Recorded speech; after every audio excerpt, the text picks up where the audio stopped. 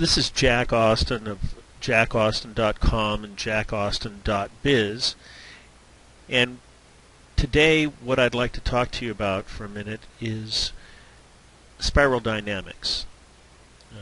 This is sort of an unusual sounding name, but this topic, this area of study, has been around since the 1970s, and it was focused around the development of a comprehensive theory of human developmental consciousness.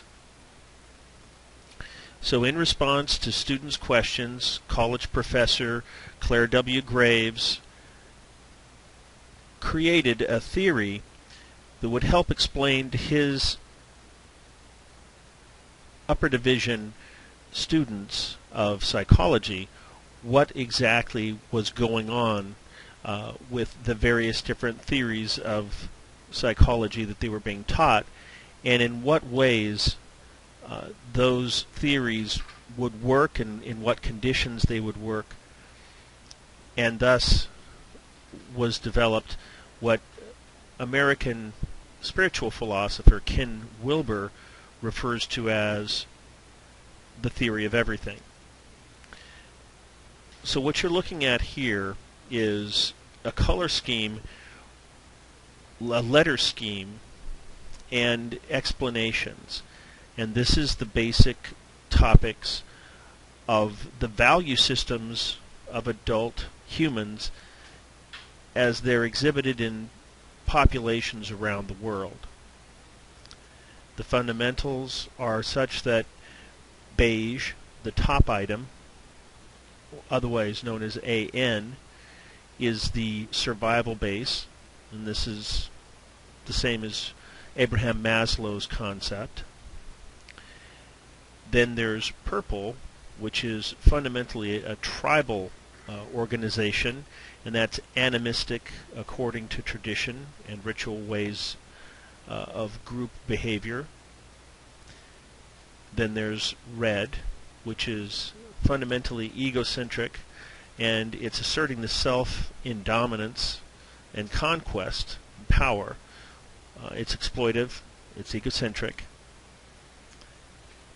There's blue, which is absolutistic, obedient, and higher authority obeying. This is sort of fundamentalism, school education, basic government, organized legal authority, the military in the rank and file versus military in the officer corps. Then there's orange, which is multiplistic. This is pragmatic, often associated with the capitalistic or acquisitive movement of building a business. Focus is achieving results and getting ahead, testing options and maneuvering. Green, which is relativistic, responds to human needs, affiliative, situational, consensual, fluid, sometimes referred to as communitarian, or reflective of green movement in the world.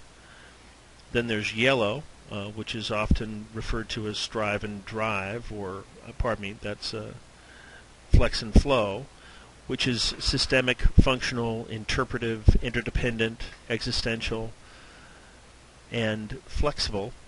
It's questioning and very accepting.